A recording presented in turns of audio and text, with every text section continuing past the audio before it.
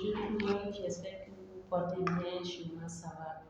C'est un plaisir pour moi de vous retrouver dans le cadre de nos analyses.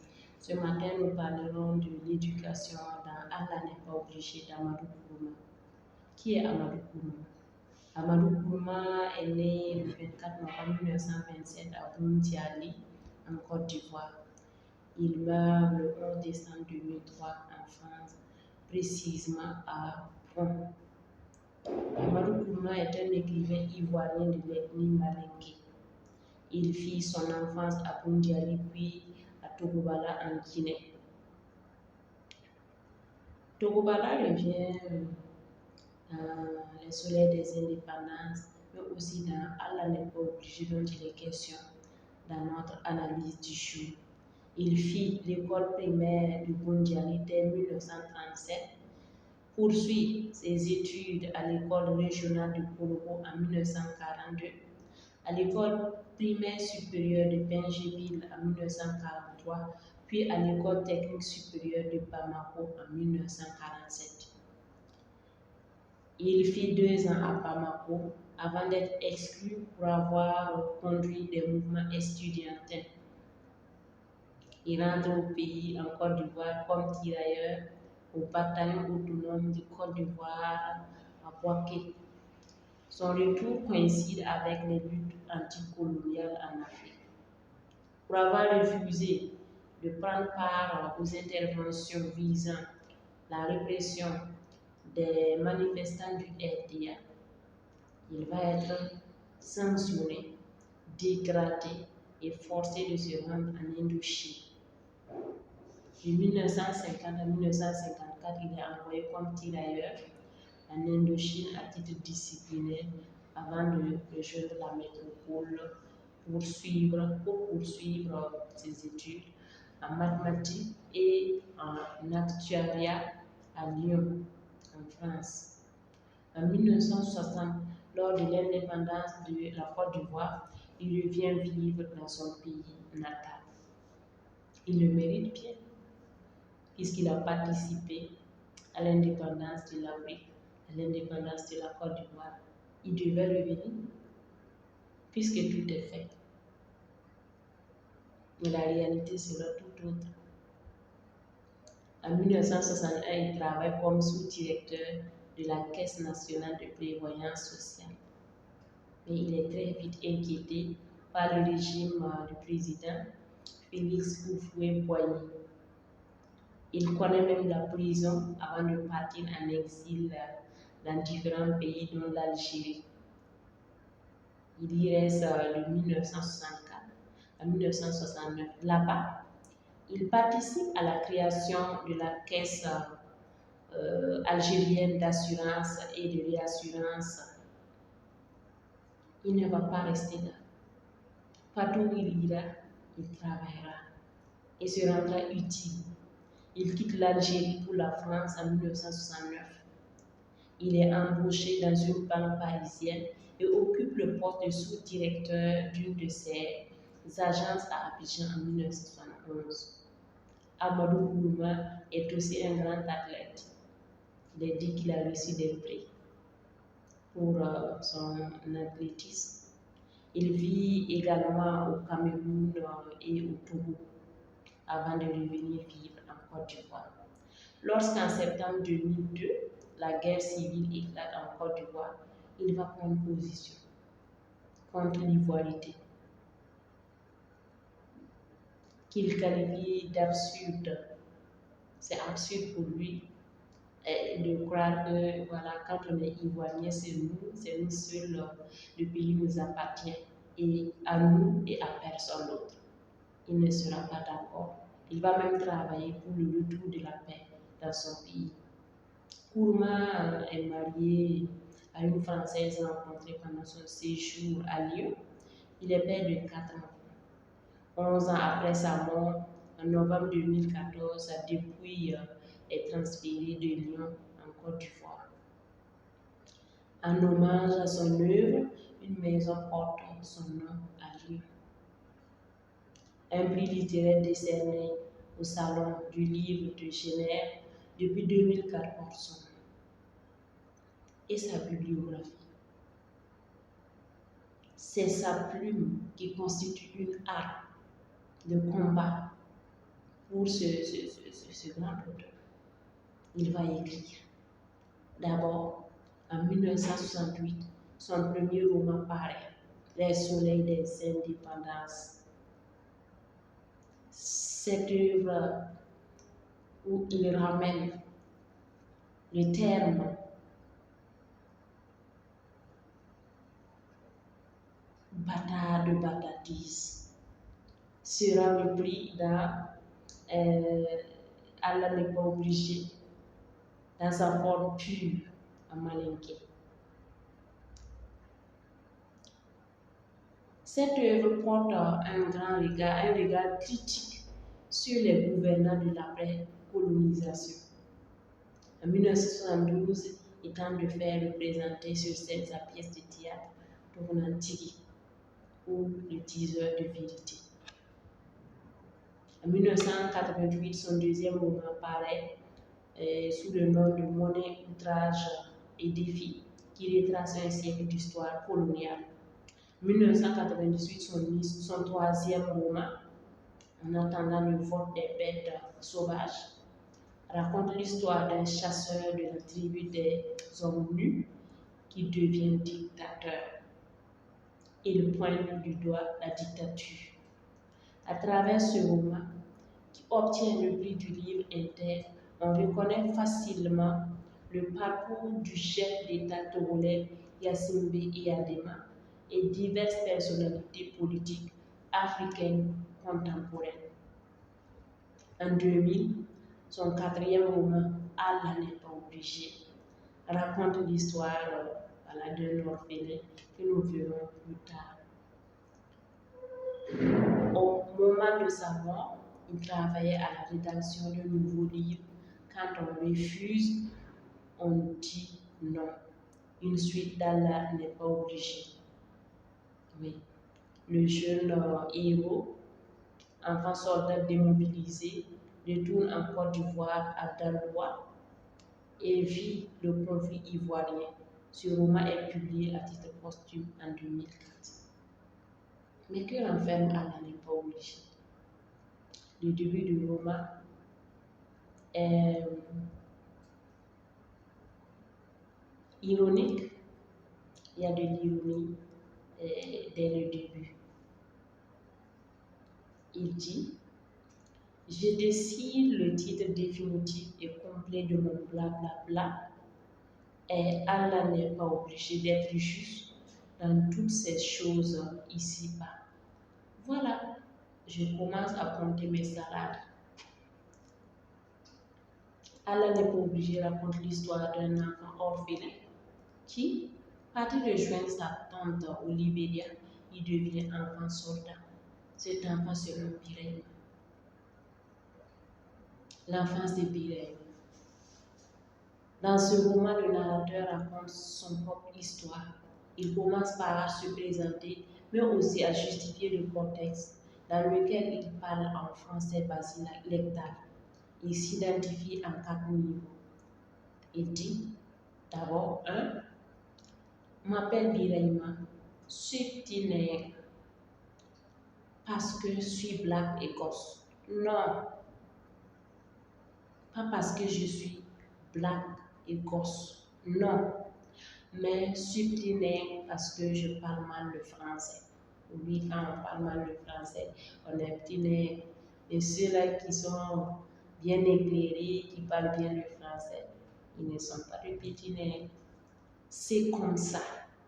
Et deuxièmement, mon école n'est pas arrivée très loin. J'ai coupé cours élémentaire 2. J'ai quitté le banc parce que tout le monde a dit que l'école ne vaut plus rien, même pas le paix d'une vieille grand-mère. L'école ne vaut pas le paix de la grand-mère parce que même avec la licence de l'université, on n'est pas fichu d'être infirmier ou instituteur dans une des républiques bananières corrompues de l'Afrique francophone. Et toi, suis insolent. Oui, incorrect comme barbe d'un bouc et parle comme un salopard. Je ne dis pas comme les nègres noirs africains indigènes bien cravatés. Merde, putain, salaud. J'emploie les mots malinqués comme fa, fo, ro, comme yamokote. Et 4. Je veux bien m'excuser de vous parler vis-à-vis comme ça, parce que je ne suis qu'un enfant. Je suis 10 ou 12 ans et je parle beaucoup. Un enfant poli écoute, ne garde pas la parole. Il ne pose pas comme un oiseau gendarme dans les branches de figuier. Mais moi, depuis longtemps, je m'en fous des coutumes du village. Entendu que j'ai été au Libéria, que j'ai tué beaucoup de gens avec Kalachnikov et me suis bien camé avec canif et les autres drogues dures. Il est clair dès le début. C'est peut-être pour ça que beaucoup s'empêchent de lire. Allah n'est pas obligé du début jusqu'à la fin. Pourtant, il y a de la substance à l'intérieur. Il parle de la guerre au Libéria, en Sierra Leone, de l'Afrique en général, de la CEDEAO, de l'ONU, de certaines figures de l'Afrique après la colonisation. Mais que retenir de sa défunte mère? Qu'est-ce qu'il retient de sa mère? Birahima apprend que sa mère, la belle Bafétine, n'était pas sorcière. Il faut noter que celle-là, elle a été accusée de sorcellerie. Et il parle d'elle. Avant de débarquer au Libéria, voilà, il va situer le contexte. J'étais un enfant sans peur ni reproche. Oui, un enfant sans peur ni reproche. Donc un enfant normal. Il poursuit. J'ai oublié de vous dire quelque chose de fondamental, de fondamentalement important. Ma maman marchait sur les fesses, wallahi, sur les 2 fesses. Elle s'appuyait sur les 2 mains et la jambe gauche. La jambe gauche, elle était malin comme un bâton de berger. La jambe droite, qu'elle appelait sa tête de serpent écrasé, était coupée, handicapée par l'ulcère.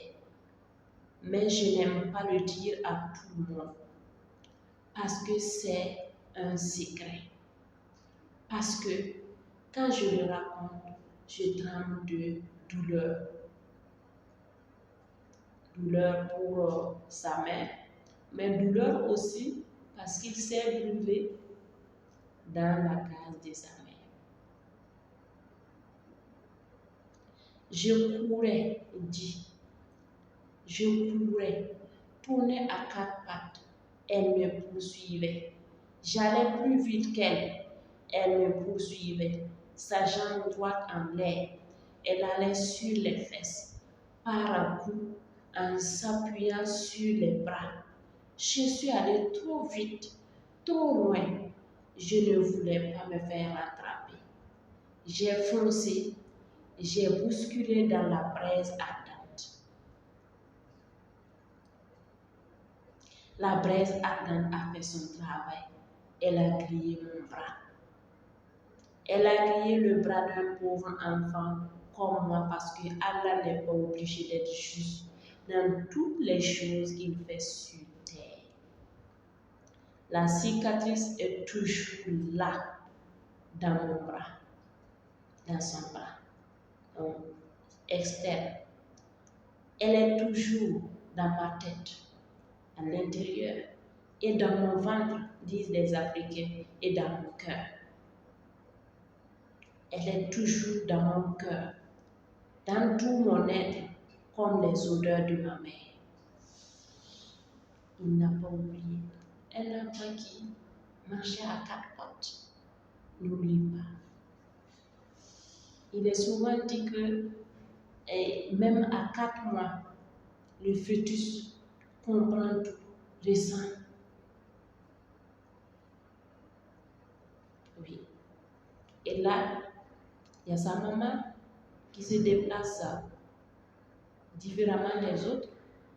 Lui aussi qui se brûle les bras parce que sa maman voulait l'attraper, voulait peut-être le protéger. Et lui, il n'a pas compris cela. Il y avait, au-delà de tout ça, les odeurs exécrables. Il dit, les odeurs exécrables de ma mère ont imbibé mon corps, ni à mon côté. Donc, quand j'étais un enfant mignon, au centre de mon enfance, il y avait l'ulcère qui mangeait et pourrissait la chambre droite de ma mère. L'ulcère pilotait ma mère. L'ulcère pilotait ma mère et nous tous. Et autour de ma mère et de son ulcère, il y avait le foyer. Le foyer dans lequel il s'est brûlé était là. Il ne peut pas oublier. Mais il aimait sa mère et il affirme, je n'ai jamais craint les odeurs de ma mère. Il y avait dans la case toutes les puanteurs, le paix, la merde, le pipi, l'infection de l'ulcère, l'acre de la fumée et les odeurs du guérisseur Bala. Le guérisseur était là pour assister sa mère, pour la soigner. Mais moi, je ne les sentais pas. Ça ne me faisait pas vomir. Toutes les odeurs de ma mère et de Bala avaient du bon pour moi. J'en avais l'habitude. C'est dans ces odeurs que j'ai mieux mangé, mieux dormi. C'est ce qu'on appelle le milieu naturel dans lequel chaque espèce vit. La case de maman avec ses odeurs a été le milieu naturel. C'est dommage qu'on ne connaît pas ce qu'a été le monde avant la naissance. Des matins, j'essaie d'imaginer ce que maman était avant son excision. Puisque c'est l'excision qui a conduit sa mère dans l'infirmité. Il en parle. L'excision a quelque chose avec l'éducation des enfants. Quand la mère n'est pas heureuse du fait de l'excision, ça entache l'évolution de l'enfant. Et lui, il en parle. Peut-être que d'autres enfants voudraient dire quelque chose, mais ils n'osent pas le faire. Biraïma ne sait pas le dire. Grand-mère et Bala m'ont dit qu'elle était jolie comme une gazelle, comme un masque-bourreau. Moi, je l'ai toujours vue, ou couchée, ou sur les fesses, jamais sur les jambes. Sûre qu'elle était excitante et irrésistible.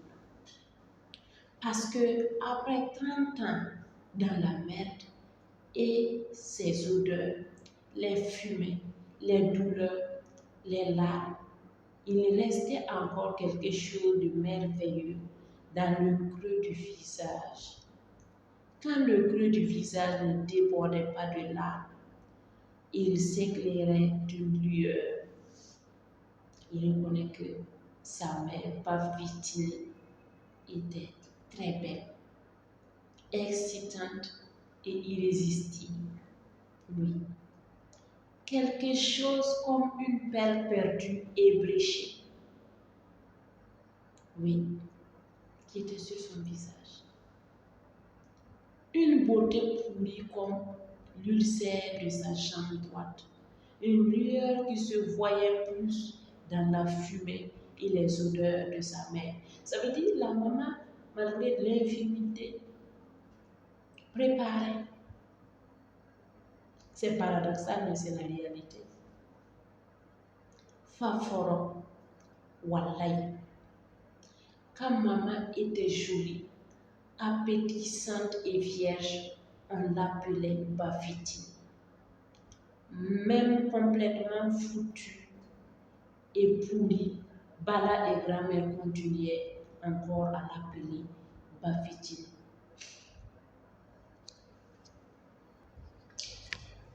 Bafiti en malinké veut dire belle femme, la sublime, la charmante. Comme en Muré et au Burkina, on rencontre des filles qui s'appellent Pournéri. C'est la même chose. Ici, Bafiti veut dire Pournéri, belle femme. Il dit, moi qui l'ai toujours vu dans son état déplorable de dernière décomposition multiforme et multicolore, je l'ai toujours appelé Ma sans autre forme de procès. Simplement Ma. Ça venait de mon ventre, disent les Africains, de mon cœur, disent les Français de France.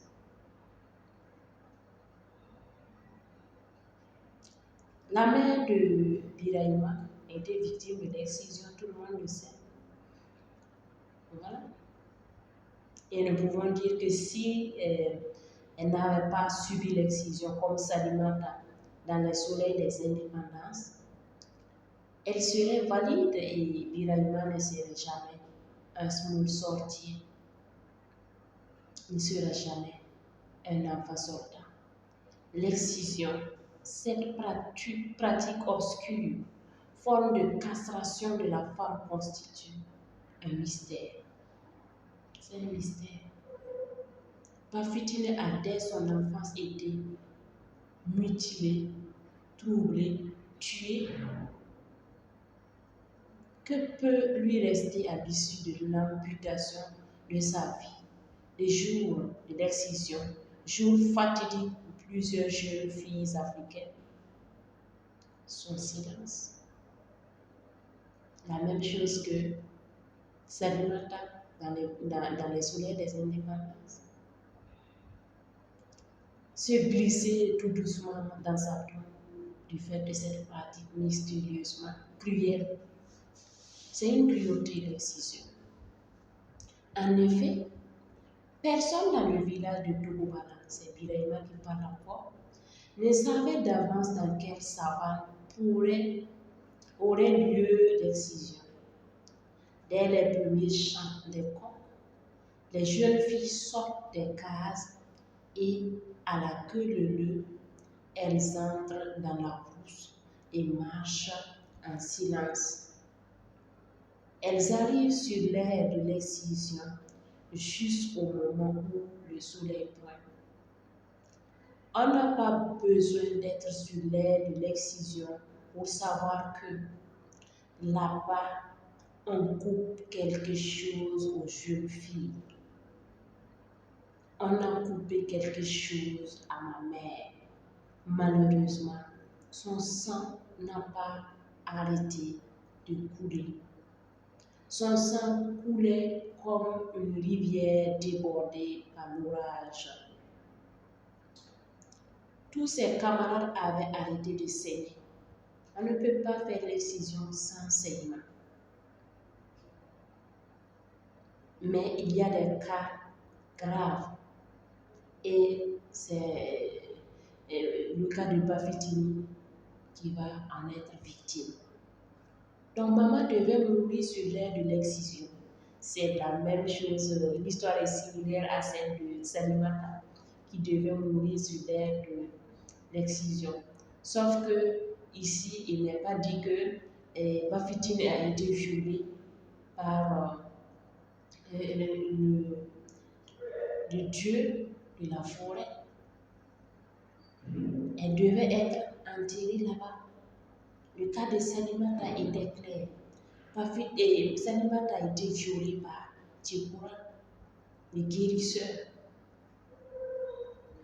Ça veut dire lors de l'excision, un guérisseur, puisque c'est très tôt le matin, c'est presque la nuit, et même si ce n'était pas la nuit, c'est dans les profondeurs de la forêt. On choisissait la fille la plus belle qu'on donnait à ce guérisseur, le féticheur, qui la violait. Elle pouvait en mourir. Birahima dit que ce n'est jamais une moche. C'est toujours parmi les plus belles. La plus belle excisée. Ma maman était la plus belle des jeunes filles de sa génération. C'est pourquoi le génie de la brousse avait choisi de la retenir pour la mort. Pour ne pas dire pour le viol mortel. Nous disons aussi que tout comme l'excision, d'autres comme l'ethnicisme, le clanisme, toutes les formes de xénophobie sont des obstacles cernés par Amadou Kourouma. Ce sont des réalités en Afrique et il en parle. Nous allons voir que pour Niamboro Cissé, la vieille conservatrice, comme il est question dans nos premières vidéos, les bouts de bois de Dieu de Samuel Ousmane, les Wolofs sont des esclaves par rapport aux Bambara. Alors que pour Birahima, le jeune enfant soldat, ce sont les Bambara, les Lobis, les Sénoufos, les Capiers, qui sont des caves devant les Malinqués.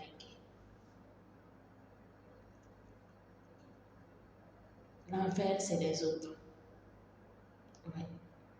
Birahima est convaincu d'une chose. La sorcière exciseuse était de la race des Bambara. C'est l'éducation qui lui permet d'avoir ces informations. Dans notre pays, il dit, le Orodougou, il y a deux sortes de races. Oui, deux sortes de races. Les Bambara et les Malinqués. Et il est fier de le dire. Nous qui sommes des familles Kouma, Tissoko, Diara, Konate, etc. Nous sommes des Malinqués, des Dioula, des musulmans. Les Malinqués sont étrangers.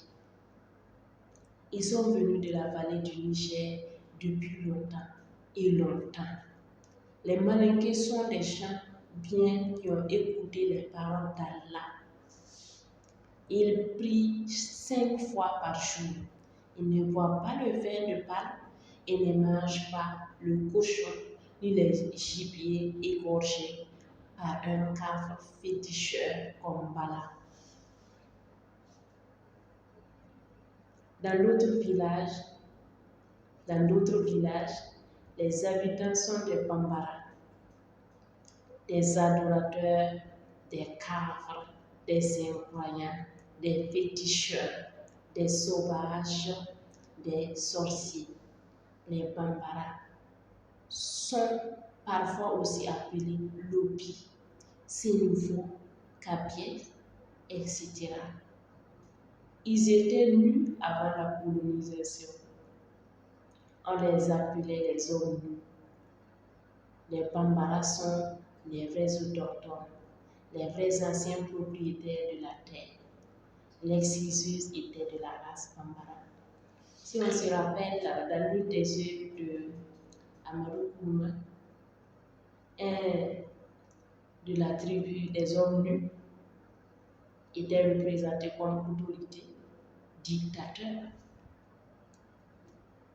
Et nous allons revenir là-dessus. Donc si on apprend à l'enfant que l'enfer, c'est les autres, il va évoluer dans ce sens et bonjour les problèmes entre les ethnies, entre les religions. C'est une forme de dénonciation que Amadou Kourouma fait ici. Parce que c'est à travers ce que le Birahima a reçu, les vieillards Bambara, non musulmans, étaient fiévés, menteurs. Ils ne voient pas des personnes qui mentent, mais ils voient l'ennemi. Sinon, ils ont réellement menti. Ils ont menti en accusant Bafiti de sorcellerie. Mais pas parce qu'ils sont malinqués, mais parce qu'ils savent mentir. Ils savent manipuler les autres. Nous allons parler des allégations de sorcellerie à l'endroit de Bafiti. La mère du chef n'est jamais sorcière. Ce sont les plus faibles, les femmes les plus fragiles du fait de leur âge ou de leur infirmité qui sont généralement accusées de sorcellerie. Peut-être que la mère de Biraima serait guérie si ses parents n'avaient pas trouvé en Moussoukourouni une sorcière redoutable, l'ex-Isis, qui sauve, d'après les dits de Biraima, veut tuer cette dernière parce que ses parents refusent de la marier à son fils. Ce n'est pas logique. C'est possible, mais ce n'est pas logique. La sorcière, c'est toujours la femme, c'est toujours la vieille, c'est toujours l'invalide. Mais le sorcier, homme, est toujours un guérisseur. Ce n'est pas pour dire qu'il n'y a pas de femmes guérisseuses. Il y en a dans les œuvres. Mais là, c'est la femme qui porte l'identité de la sorcière ici. Sa jambe était complètement gangrénée, peut-être à cause d'un cancer. Il fallait lui permettre d'être opérée par les infirmiers, par les docteurs. Biraima se rappelle bien et regrette. Il dit, le médecin, capitaine, dit qu'il va opérer la jambe de maman. Couper au genou et jeter tout le pourri au chien des décharges. Heureusement, l'infirmier-major à qui maman avait donné un poulet est venu dans la nuit prévenir maman. Il lui a dit que sa maladie n'est pas une maladie pour blanc. C'est une maladie pour l'Africain noir, nègre et sauvage. C'est une maladie que la médecine, la science du blanc ne peuvent guérir. C'est la sorcellerie des guérisseurs africains qui peut fermer ta plaie. C'est ce que la maman a reçu comme information. Si le capitaine opère ta chambre, tu vas mourir, complètement mourir, totalement mourir comme un chien. C'est ce que l'infirmier a dit. L'infirmier était musulman et ne pouvait pas mentir. Vous voyez, les vieillards bambara, eux, ils sont des menteurs par essence. Mais l'infirmier, comme il est musulman, peut-être malinqué, il ne peut pas mentir. C'est pour ça qu'on a soustrait Bafitini des soins du médecin. Dans la nuit, il poursuit. Au clair de lune, l'année et le guérisseur Bala sont allés à l'hôpital et ont comme des brigands enlevé maman. Ils l'ont amenée avant le lever du jour, loin de la bourse. Ils l'ont cachée sous un arbre dans une forêt touffue. Bafitini n'a pas bénéficié de soins, sinon elle serait guérie. Oui, elle serait guérie. Elle allait se déplacer, peut-être avec des béquilles, mais elle n'allait pas avoir une plaie gangrénée, pourrissante, puante, que Biraima va supporter durant son enfant, jusqu'à 12 ans, 10-12 ans. En ce qui concerne les allégations de sorcellerie, Bafitini ne pouvait jamais prouver son innocence. C'est tellement bien faire l'Afrique. On ficelle bien le plan pour t'accuser.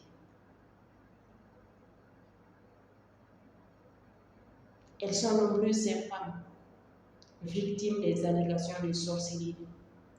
Elles sont nombreuses à habiter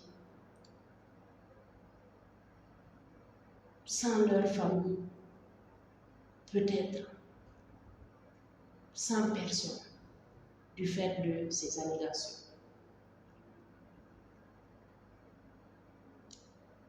Voilà ce qu'on a dit de Bafétine. Et tous ces devins et voyants ont dit que le méchant buffle n'était pas autre chose qu'un avatar de ma maman Bafétine. Ça veut dire le fils de la sorcière Mouzogoumi est décédé et attaqué par un buffle, et on dit que c'est Bafétine, l'innocente Bafétine, qui est derrière tout ça. C'est-à-dire que c'était ma maman qui s'était transformée en buffle méchant. C'était ma maman qui avait tué et mangé les âmes de l'exciseuse et de son fils. Ma maman était la plus grande sorcière de tout le pays. Sa sorcellerie était plus forte que celle de l'exciseuse et de son fils. De l'incohérence encore. Elle était le chef de tous les sorciers et mangeurs d'âmes du village. Chaque nuit, elle mangeait avec d'autres sorciers les âmes et dans l'ulcère de sa propre chair. Elle entrait dans son ulcère et elle mangeait les âmes des gens avec d'autres personnes, d'autres sorciers. C'est pourquoi sa plainte ne pouvait jamais guérir. Personne dans le monde ne pouvait guérir l'ulcère pourri. C'est elle-même, ma mère, qui voulait marcher sur les fesses avec la jambe droite en l'air toute sa vie parce qu'elle aimait manger la nuit les âmes des autres et dévorer sa plaie pourrie. Wallahi. Quand j'ai appris tout ça, quand j'ai su que la sorcellerie de ma mère, quand j'ai su qu'elle mangeait dans sa jambe pourrie, tellement j'étais surpris, estomaqué, que j'ai pleuré, trop pleuré, 4 jours et nuits. Matin, 5e jour, je suis partie de la case avec décision de ne plus manger avec maman. Tellement je la trouvais dégoûtante, je suis devenue un enfant de la rue.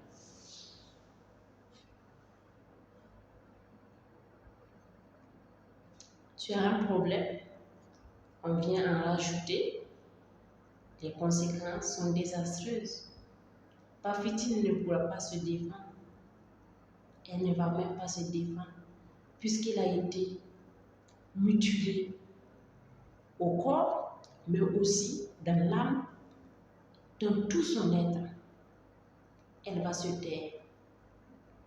Se taire parce qu'elle s'est dit que Allah n'est pas obligé d'être juste dans tout ce qu'il fait sur terre. C'est d'ailleurs ces accusations qui l'ont précipité dans la rue, qui ont précipité Birahima dans la rue, dans les enfants soldats.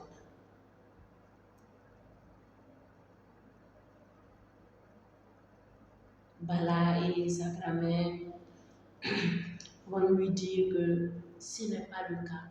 Mais ça, c'était trop tard. C'est après la mort de Bafétine. C'était trop tard.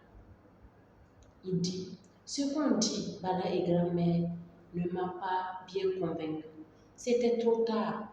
Un pied sorti des fesses ne se rattrape jamais. Je continuais à regarder ma maman du coin de l'œil, avec méfiance et hésitation dans le ventre, disent les Africains, et dans le cœur, disent les Français.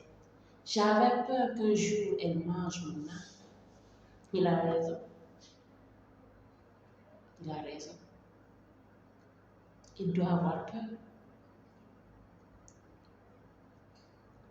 Quand on a mangé ton âme, tu ne peux plus vivre. Tu meurs par maladie. par accident, par n'importe quel moment, il y a un côté.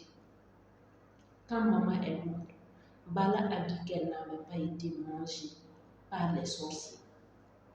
Parce que lui, Bala, était un divin, un féticheur qui détectait les sorciers, qui connaissait les sorciers.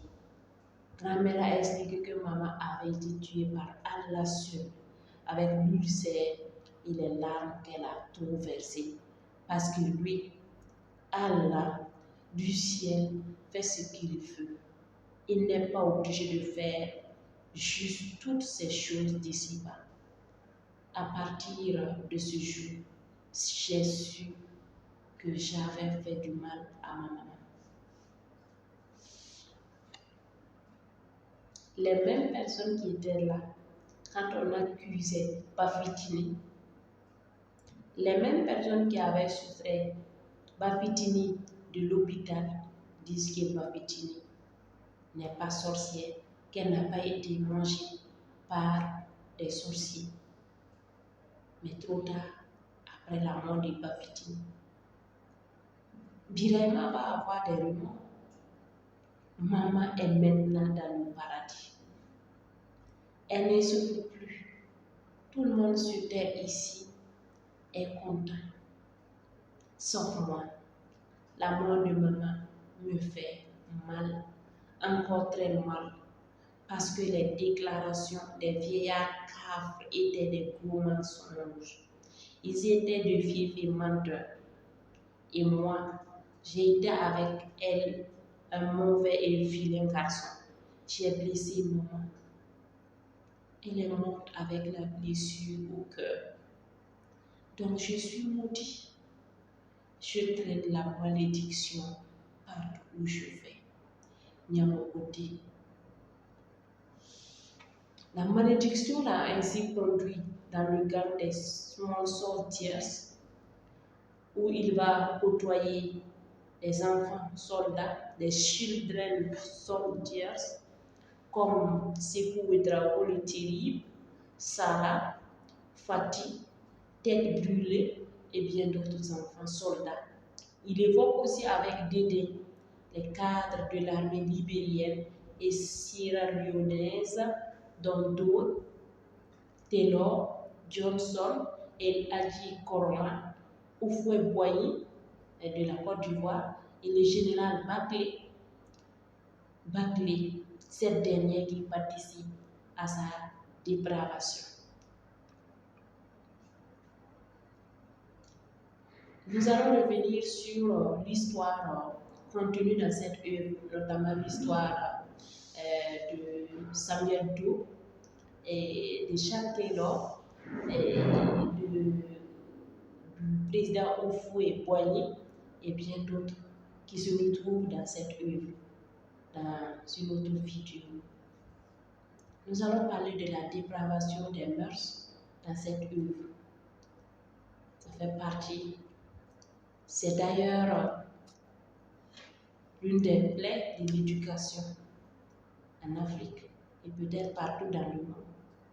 Il est certain que les enfants soldats ont en commun le manque d'assistance familiale, la rébellion. Cependant, il faut reconnaître qu'ils ont acquis des compétences en criminalité, en viol, en consommation de substances nocives et bien d'autres dans la guerre au Libéria et en Sierra Leone. Filles comme garçons ont participé à la guerre et ont vécu ces mêmes réalités. En effet, il y avait parmi les soldats enfants une fille, c'est Birahima qui parle, ça s'appelait Sarah. Sarah était unique et belle comme quatre, et fumait du hache et croquait de l'herbe comme 10. Et chaque fois, elle en profitait pour fumer du hache et croquer de l'herbe. Oui, la drogue. Nous avions du hache et de l'herbe à profusion. Et elle fumait et croquait sans discontinuer. Elle était devenue complètement dingue. Elle tripotait dans son moussou devant tout le monde. Une fille qui tripote ses organes génitales devant tout le monde a vraiment perdu la raison. Et elle va même demander à ce qu'on lui fasse des choses publiquement. Et quand Tête Brûlée va refuser, elle va utiliser son arme pour réclamer cela. Elle a vidé son chargeur sur Tête Brûlée. Heureusement, elle était dingue et ne voyait plus rien. Les balles là sont parties en l'air.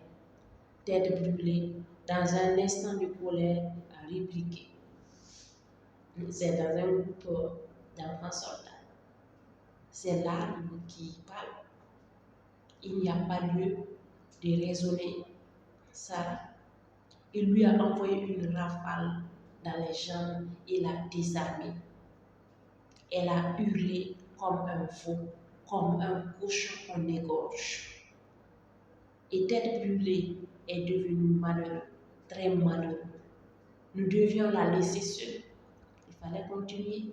Nous devions l'abandonner seule à son triste sort. Et à ça, Tête Brûlée ne pouvait pas se résoudre.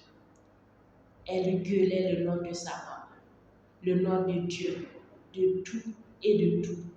Les fourmis mayans, les vautours allaient en faire un festin. Ils sont partis la laisser. Oui. D'après mon Larousse, il explique. Voilà, les fourmis. Voilà, il y a des fourmis qui s'occupent des corps, normalement. L'enfant soldat est le personnage le plus célèbre de cette fin du XXe siècle. 20e siècle, plutôt. 20e siècle. Et nous dirons que c'est la personne la plus célèbre du XXIe siècle aussi. Parce que ça continue dans des pays où des enfants sont enrôlés de force, au degré. Nous allons aussi parler de Madame Rita Bakley, dont nous avons parlé précédemment. Madame Rita Bakley est générale de l'armée et elle use de sa position pour abuser du petit Birahima, le former à la perfidie sexuelle. Il témoigne que Joanny Bakley Doub était colonel et commandait le régiment le plus aguerri. Ce fils était marié à 3 femmes, Sita, Monita, Rita. Ces 3 femmes étaient commandantes et dirigeaient les 3 secteurs les plus importants, les finances, la prison et les enfants soldats. Celle qui commandait les enfants soldats s'appelait Rita Bakley, la fameuse Rita Bakley. Il dit que Rita Bakley l'aimait. Rita Bakley l'aimait comme c'est pas permis. Elle m'appelait le fiston du Grigimal Yacouba, et le fiston du Grigimal avait tout et pouvait se permettre tout. Parfois, surtout quand Bakley était absent, le mari de Rita, elle m'amenait chez elle, me mijotait un petit plat. Je mangeais bien et pendant tout le repas, elle ne cessait de me dire: Petit Birahima, tu es beau, tu es joli. Sais-tu que tu es joli? Sais-tu que tu es beau? Et après le repas, me demandait tout le temps de me déshabiller. Et j'obéissais. C'est un ordre. Un général qui parle à un enfant soldat, ça s'obéit. Elle me caressait le bangala, doucement et doucement, sans cesse, je murmurais. Si le colonel Bakley nous voyait, il ne serait pas content.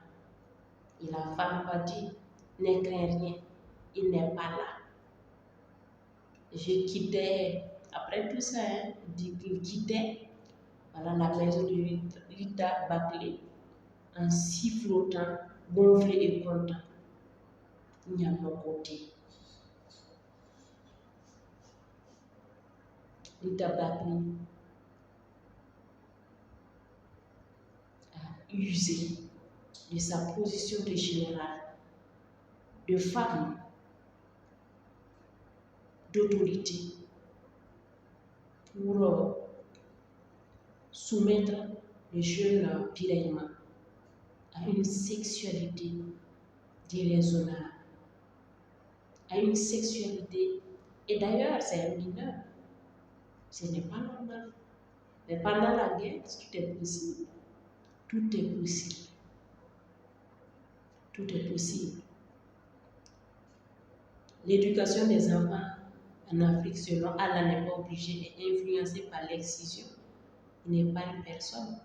La xénophobie qui alimente les conflits, la dépravation des mœurs, qui constitue une fatalité, une prédestination, une réalité qu'il faut admettre et faire avec.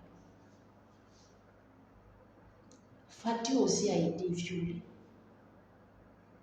par un homme qui venait lui donner des bonbons. Mais avant ça, tous les enfants, dont il est question dans Allah n'est pas obligé, étaient dans des familles et ont quitté ces familles pour plusieurs raisons. Si ce n'est pas la pauvreté, il y a l'irresponsabilité des parents. Parce que la famille a pour rôle premier l'éducation, la construction d'une relève responsable. Et ces enfants ne l'ont pas eu. Et la guerre en a profité. L'éducation en temps de guerre est une catastrophe. Des enfants qui sont laissés à eux-mêmes.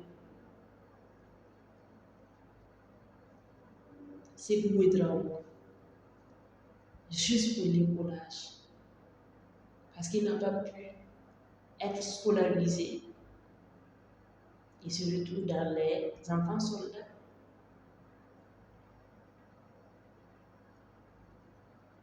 La guerre est sans limite et ses conséquences sont hyper glissantes. En effet, quand la barbe de ton voisin brûle, tu protèges voilà. Mais peux-tu tenir face à un feu dévorant? Ce n'est pas possible. Voilà pourquoi il faut travailler à ce qu'il n'y ait pas de guerre dans aucun pays en Afrique.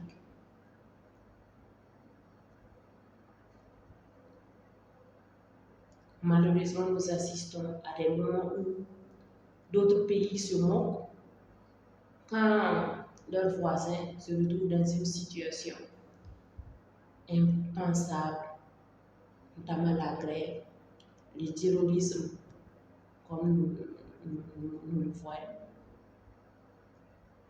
Au lieu d'unir nos forces, les Africains se divisent. Chacun attend son tour. Sékou Ouédraogo est un Burkinabé qui a combattu au Libéria et en Sierra Leone. Voilà. Très loin de ces pays. Très loin de ces pays. La guerre est sans limite. Donc, Amadou Kourouma invite à travers cette œuvre, voilà, dont la suite se trouve dans Quand on refuse, on dit non. Il invite les Africains à se défaire de tout égoïsme, de tout technicisme, de toutes les formes de mauvaise gouvernance que ni la CEDEAO ni l'ONU ne peut offrir. C'est la famille qui peut tout donner. Tout commence dans la famille. L'éducation est fondamentale au bien-être de nos pays, à la sûreté de nos États et au développement de manière générale. Et j'invite chaque Africain à revoir sa posture face à l'autre, la posture de chaque pays face à un autre pays. Savoir que l'Afrique est une et il faut travailler à briser les barrières. Quand on est burkinabé, on ne reste pas au Burkina Faso seulement. On bouge. Quand on est ivoirien, on ne reste pas en Côte d'Ivoire seulement. Quand on est libérien, on ne reste pas au Libéria seulement. On bouge. C'est vrai que la communauté internationale, notamment la CEDEAO, l'ONU et bien d'autres, travaillent pour qu'il y ait la paix. Mais chaque fois, ils viennent après les dégâts. Charles Taylor, qui a été condamné à 50 ans de prison, a tué, a fait tuer, a fait violer, dilapider les biens à travers l'exploitation non conventionnelle du diamant de la Sierra Leone. Les braconds d'amputés aux gens. Est-ce que 50 ans de prison d'un seul individu peut réparer cela? Non. Ce qu'il faut, c'est de travailler à ne pas avoir affaire à la guerre. Je vous remercie.